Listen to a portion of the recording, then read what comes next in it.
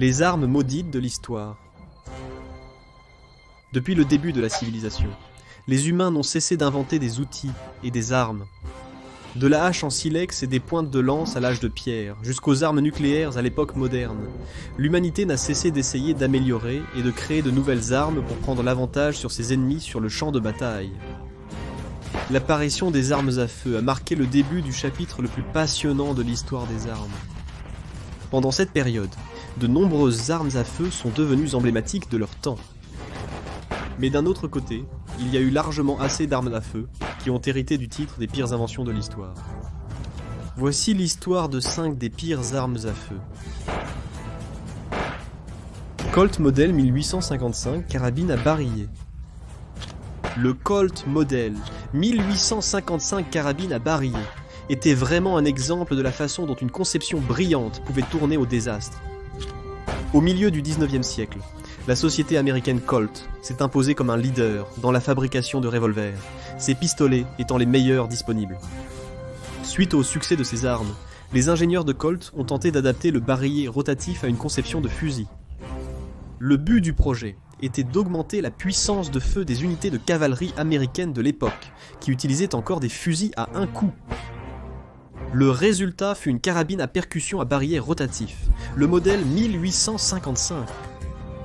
Une carabine ressemblant à un revolver, avec un canon rond fixé à une armature métallique et un barillet intégré dans un cadre fermé. Elle était fabriquée en 4 longueurs de canon différentes, 15, 18, 21 et 24 pouces, ainsi qu'en 3 calibres différents, 36, 44 et 56. Selon le modèle, les barillets étaient conçus pour contenir 5 ou 6 cartouches. Bien que les ingénieurs de Colt pensaient que leur conception était une réussite, elle s'est avérée être un échec total pour une seule raison. Le tir des munitions à capsule à percussion générait beaucoup de gaz chaud qui, à cause de la conception du barillet, trouvaient souvent leur chemin vers les autres cartouches encore chambrées. Cela provoquait une mise à feu accidentelle, déclenchant ainsi les cartouches actives qui partaient directement du barillet et touchaient n'importe quelle partie du mécanisme de l'arme se trouvant devant elle. Même si l'armée américaine a adopté le modèle 1855, il n'a eu qu'une courte durée de service. Le fusil n'était pas populaire parmi les soldats, à cause des nombreux incidents de mise à feu accidentelle, où les soldats se brûlaient et se blessaient aux avant-bras et au visage. Ils évitaient de tirer avec la main gauche, tenant le fût pour viser, de peur de se brûler ou pire encore. Seuls environ 4400 exemplaires de cette arme, l'un des pires modèles de Colt, ont été fabriqués. Pistolet Mars. Au tournant du XXe siècle, les revolvers commencèrent à laisser place à un nouveau type d'arme à feu, le pistolet. La première période de cette ère a été marquée par des modèles emblématiques, comme le Colt 1911, mais aussi par quelques tentatives plutôt insatisfaisantes. L'une d'elles fut le pistolet Mars, fabriqué par la célèbre entreprise britannique Webley. En fait, le Mars était une création de Hugh Gabet Fairfax, qui avait un accord avec Webley pour qu'elle soit la seule à fabriquer ce pistolet, et non un produit Webley à proprement parler.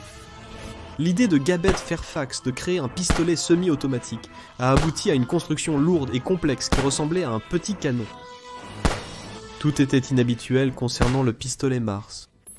Le dessus du chargeur avait une languette en acier recouvrant la cartouche supérieure, dont la seule façon de la retirer était de la tirer vers l'arrière et le haut dans le bloc de culasse.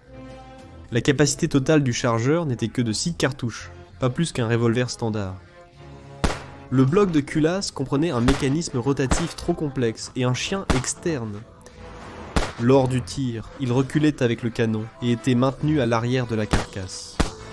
Après le retour en place du canon, l'extracteur éjectait la douille vide vers le haut, souvent au visage du tireur. Le pistolet était disponible en 3 calibres, 8,5 mm, 9 mm et 45 centièmes. À l'époque, le point 45 était l'arme de poing la plus puissante au monde. Cela, cependant, s'est avéré être un autre problème, car le pistolet sautait violemment à chaque tir, ce qui le rendait très désagréable à utiliser. Un rapport d'un essai a noté, je cite, « Personne n'ayant tiré avec ce pistolet n'a souhaité le faire une seconde fois. » C'est pourquoi le ministère de la Guerre et la Royal Navy ont refusé de l'adopter pour le service. En fin de compte, environ 70 pistolets Mars furent produits avant la faillite de son créateur.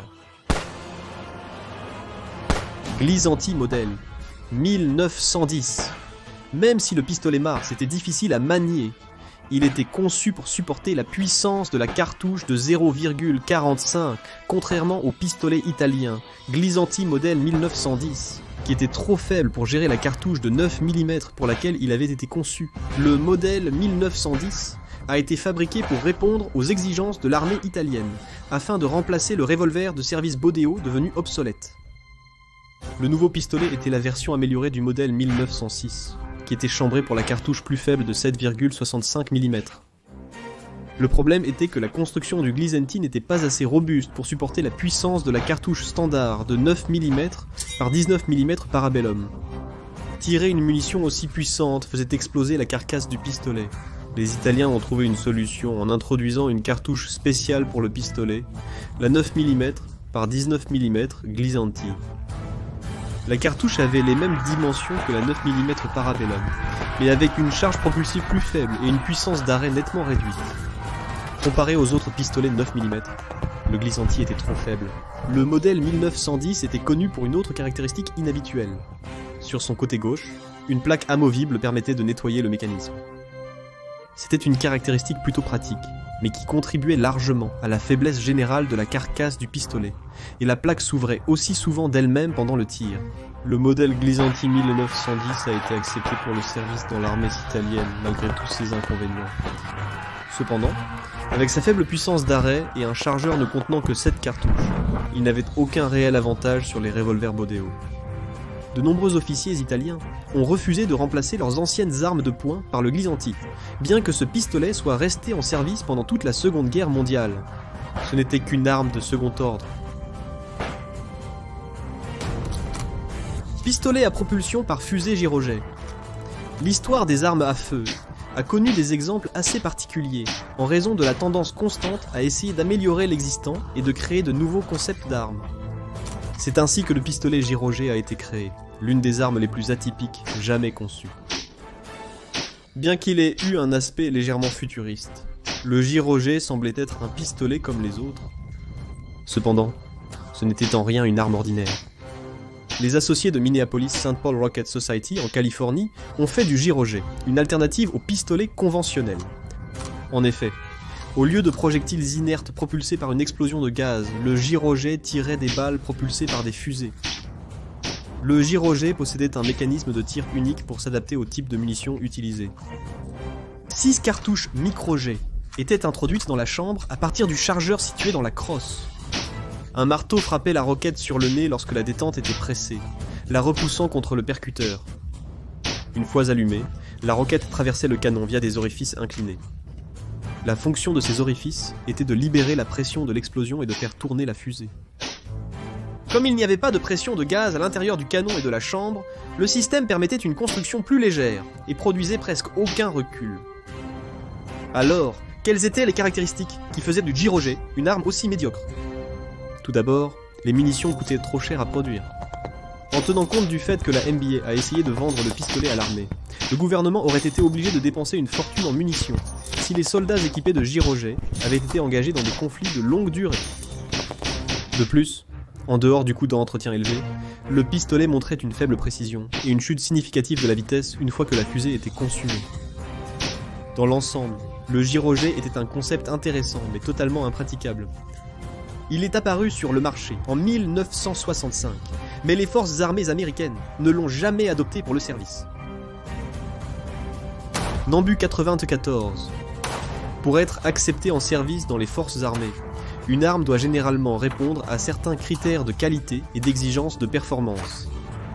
Parfois, des lots d'armes à feu de mauvaise qualité se retrouvaient dans les unités de combat de première ligne. Cependant, il n'y a pas eu beaucoup de cas où une armée entière a été équipée d'une arme défectueuse. Ce fut le cas de l'armée impériale japonaise pendant la Seconde Guerre mondiale et du tristement célèbre pistolet Nambu Type 94. Il est apparu pour la première fois en 1934 comme remplaçant de l'ancien pistolet Nambu Type 14. À cette époque, le Japon avait déjà commencé son expansion en Asie, et l'armée avait besoin de grandes quantités d'armes de poing, et elle les voulait le plus rapidement possible. Le résultat fut probablement le pire pistolet jamais fabriqué dans l'histoire des armes à feu. Dès le départ, le Nambu 94 était un pistolet mal conçu et d'une qualité extrêmement médiocre. Une fois que l'industrie de guerre japonaise a été surmenée, sa qualité a chuté au niveau de l'artisanat. De plus, le pistolet avait de piètres performances balistiques. En raison du manque d'équilibre entre le canon de cours et la puissance de la cartouche, le Nambu 94 n'était efficace qu'à courte portée. Cependant, le vrai problème était que le pistolet était très peu fiable et mettait en danger la sécurité de son utilisateur. Le mécanisme du 94 était conçu de telle manière qu'il permettait une décharge accidentelle de la cartouche avant qu'elle ne soit introduite dans la chambre. Une autre menace était le levier monté sur le côté gauche extérieur du pistolet. Le levier reliait la détente au percuteur, et s'il était appuyé contre quelque chose de dur alors que le mécanisme était armé, le pistolet tirait. Évidemment, le pistolet représentait plus une menace pour ceux qui l'utilisaient que pour la cible de l'autre côté du canon. Il y avait des histoires selon lesquelles l'arme était surnommée le spécial suicide, ou le pistolet de la reddition, car on pensait que si un soldat japonais se rendait et tendait l'arme sur le côté, il pouvait appuyer sur la gâchette et ainsi tirer une dernière balle. C'était probablement un mythe, car si un soldat japonais faisait réellement semblant de se rendre, il aurait sur lui quelque chose de plus utile, comme une grenade à main à faire exploser pour essayer de tuer autant d'ennemis que possible, ainsi que lui-même. Malgré ses défauts et sa piètre qualité, l'armée impériale japonaise a continué d'employer ce pistolet jusqu'à la fin du conflit. Environ 70 000 exemplaires ont été fabriqués jusqu'en 1945, la qualité de fabrication diminuant chaque année. Les Japonais ont continué à utiliser le Nambu 94 parce que leur industrie n'avait ni le temps ni les ressources pour produire autre chose.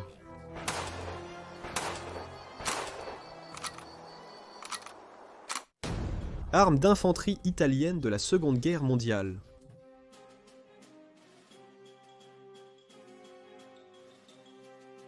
La caractéristique distinctive de l'armée italienne pendant la Seconde Guerre mondiale était son armement pauvre et insuffisant. Même si les armes produites à la célèbre usine d'armement italienne Beretta étaient de la plus haute qualité, le reste était connu pour sa très faible qualité et son obsolescence. Comme l'industrie italienne des années 30 était minée par la crise financière et la bureaucratie gouvernementale, la production d'armes ne répondait pas aux aspirations impériales de Mussolini. Pistolet Glasanti M 1910. Le Glasanti M 1910 était un pistolet standard de l'armée italienne pendant la Première Guerre mondiale, mais il est resté en service jusqu'à la fin de la Seconde Guerre mondiale. Il tirait une munition unique de 9 par 19 mm glaçante. Il était plutôt impopulaire dans l'armée, considéré comme un pistolet de seconde catégorie. Malgré le besoin désespéré de pistolets dans l'armée, le glaçante a été attribué aux réservistes et aux unités des carabiniers. Beretta M 1934. Le Beretta M 1934 était le pistolet le plus couramment utilisé dans l'armée italienne pendant la Seconde Guerre mondiale. Le pistolet a été produit en deux modèles. Le type le plus courant était chambré pour des cartouches de 9 par 17 mm courts, et la version moins courante était le M 1935 qui tirait des cartouches de 7,65 par 17 mm et était destiné à l'armée de l'air et à la marine. La Beretta M1000 934 était un pistolet compact et léger, à culasse non calée, mais moins puissant que la plupart des armes de service de l'époque. Grâce à sa qualité, les Allemands ont continué à produire la M 1934 après avoir pris le contrôle des usines Beretta en 1943. Fusil, le Carcano M 1891.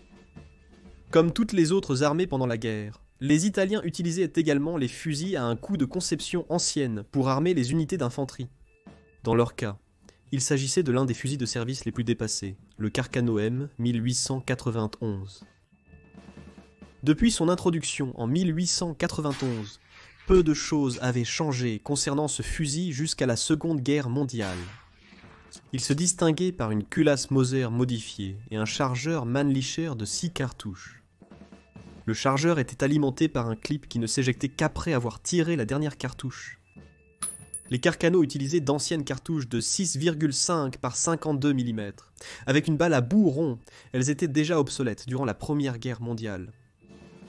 Pendant la campagne d'Éthiopie de 1935 à 1937, les commandants italiens ont pris conscience de toutes les faiblesses de la cartouche.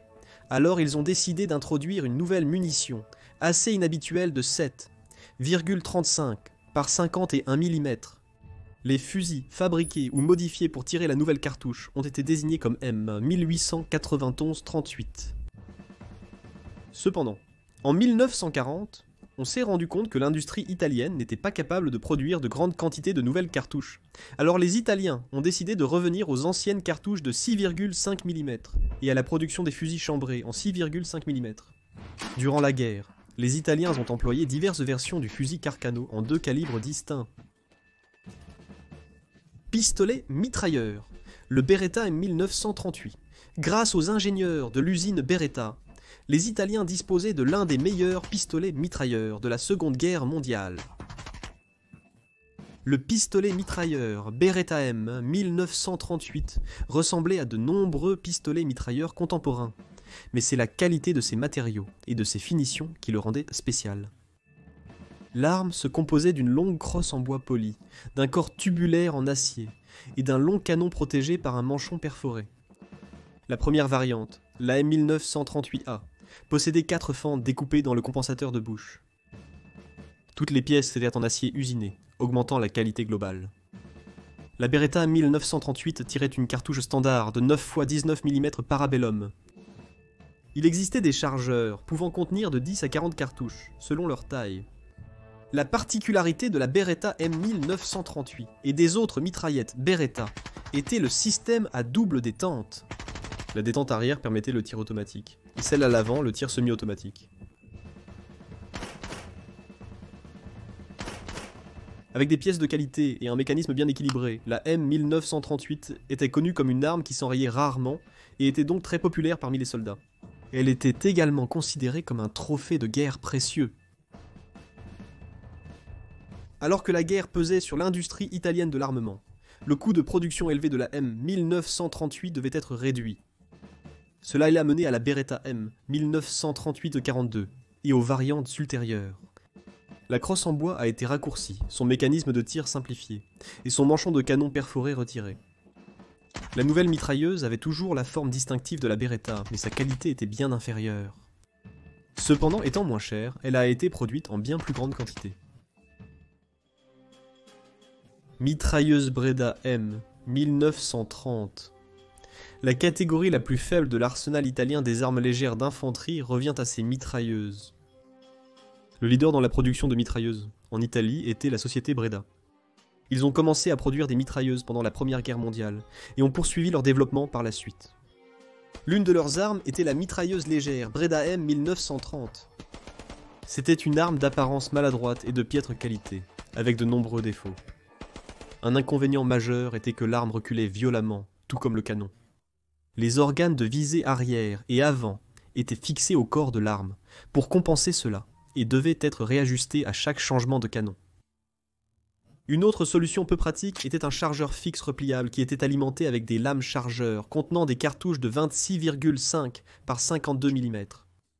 Le problème avec ce type de chargeur était que si cassé, l'arme entière devenait inutilisable.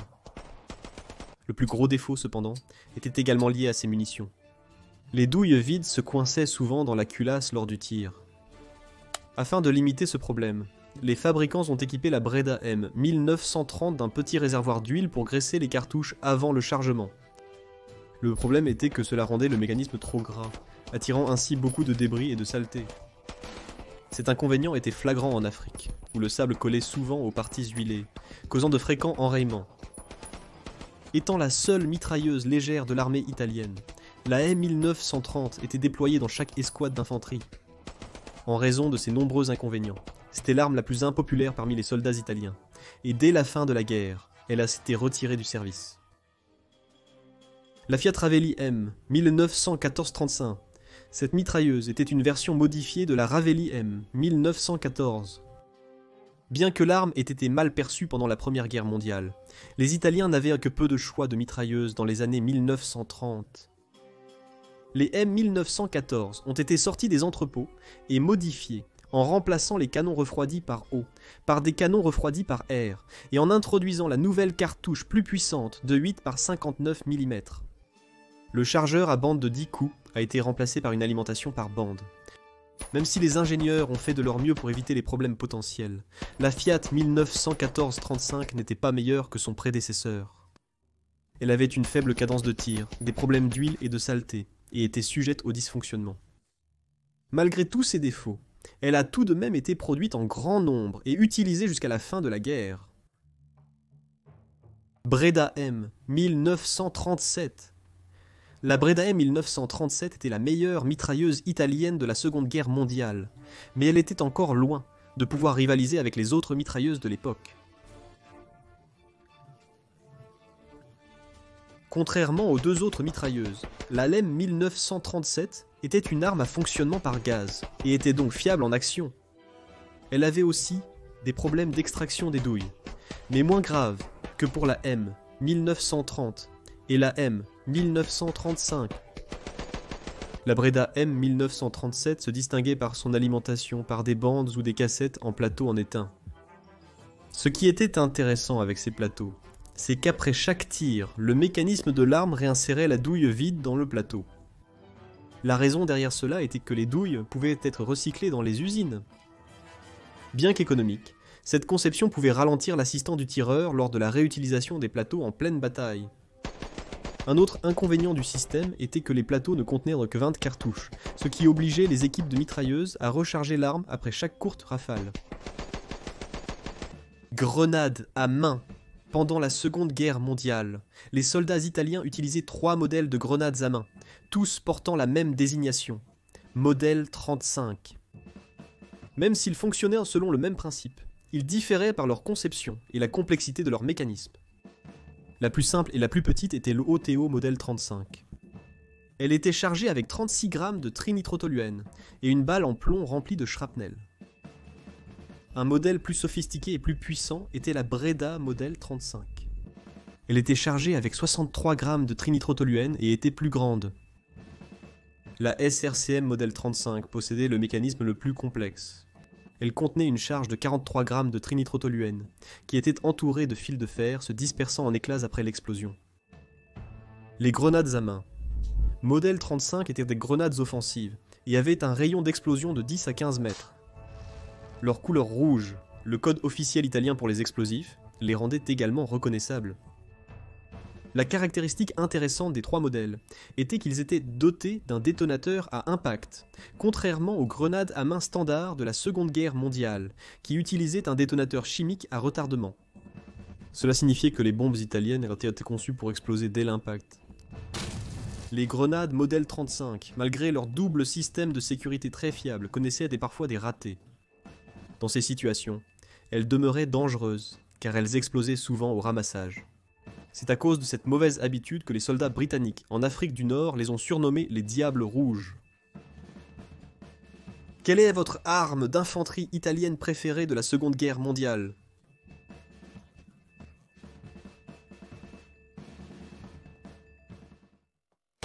Le FP-45 Liberator.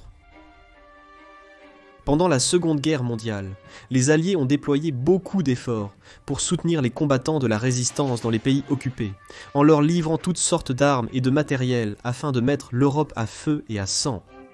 L'une des armes les plus curieuses fabriquées à cette fin était le pistolet FP-45 Liberator. L'idée derrière la création d'une telle arme était d'armer les insurgés potentiels, en Europe occupée, avec des pistolets discrets utilisables contre les soldats ennemis. D'où le nom de Libérateur. Il était prévu que des centaines de milliers de ces pistolets soient largués en Europe, afin que les soldats allemands soient constamment sur leur garde, sachant que n'importe qui pouvait porter une petite arme dissimulable.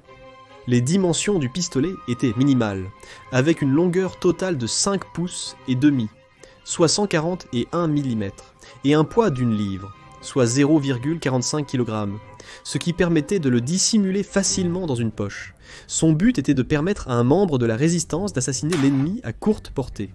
Après quoi, il prenait l'arme de l'ennemi, mieux adaptée au combat.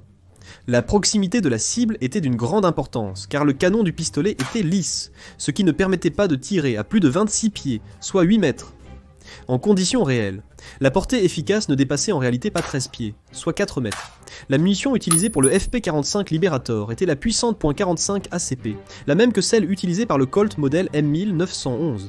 À courte distance, cette munition était très efficace, indépendamment du canon lisse. Le gouvernement américain avait de grands projets pour le FP-45 Liberator, donc 1 million d'exemplaires ont été produits.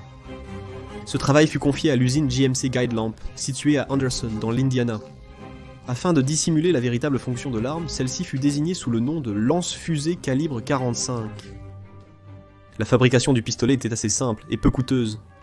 En seulement 11 semaines, jusqu'en août 1942, 300 ouvriers ont fabriqué 1 million de pistolets. Le Liberator se composait de seulement 23 pièces en acier, et le prix de production par pistolet était bas, à 2,40 $, ce qui lui a valu le surnom de pistolet Woolworth. Les Liberators étaient livrés dans des boîtes en carton avec 10 cartouches de calibre 45, une baguette en bois et un manuel d'instruction ressemblant à une bande dessinée. C'était un pistolet à un coup, et pour l'utiliser, l'utilisateur retirait une cartouche du logement à l'intérieur de la poignée et l'insérait manuellement dans la culasse. Le rechargement était plus compliqué, car l'utilisateur devait déverrouiller la culasse et extraire la douille vide à l'aide de la baguette en bois. Malgré de grands projets, les Liberators n'ont jamais été utilisés à l'échelle prévue. Seule une petite partie de toute la production a atteint les combattants de la résistance en Europe et dans le Pacifique, et il n'existe aucune preuve écrite que quelqu'un l'ait utilisé avec succès. Après la guerre, la plupart ont été jetés à la mer ou fondus. La mitrailleuse légère Shosha. La Première Guerre mondiale. Le Shosha, ou fusil mitrailleur modèle 1915 CSRG, était le fusil mitrailleur standard, ou mitrailleuse légère, de l'armée française pendant la Première Guerre mondiale. Conçue en 1907, cette mitrailleuse légère pesait environ 9 kg, soit 20 livres, et tirait la cartouche de 8 mm Lebel à une cadence lente de 250 coups par minute. Avec environ 262 000 fusils mitrailleurs Shosha fabriqués entre 1915 et 1918, cette arme fut l'arme automatique la plus produite de la Première Guerre mondiale. Le corps expéditionnaire américain utilisa également le Shoshat en attendant la livraison de la nouvelle mitrailleuse Browning Model 1917, modifiée pour tirer des munitions de calibre .30-06. Dans les tranchées boueuses, la mitrailleuse était peu fiable. La saleté pouvait facilement pénétrer dans le chargeur en demi-lune ouvert sur les côtés, ce qui encrassait le mécanisme. Même sans enrayement, l'alimentation des cartouches pouvait défaillir. Pour éviter cela, les artilleurs chargeaient leur chargeur avec 18 ou 19 cartouches au lieu du maximum de 20. Le système de recul long de l'arme posait également problème, rendant le recul violent. Un bipied mal fixé, des viseurs qui faisaient tirer l'arme trop bas et trop à droite, ainsi qu'une surchauffe due au tir en mode automatique, ont tous causé un grand stress aux tireurs. Pour la version Afrique équatoriale française du Shosha, les fabricants français ont utilisé des mesures de chambre incorrectes, ce qui a entraîné des performances encore pires.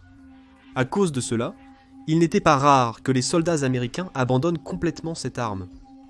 La Shosha était donc considérée comme la pire mitrailleuse de la Première Guerre mondiale, et selon certains experts, comme la pire mitrailleuse jamais utilisée dans l'histoire de la guerre.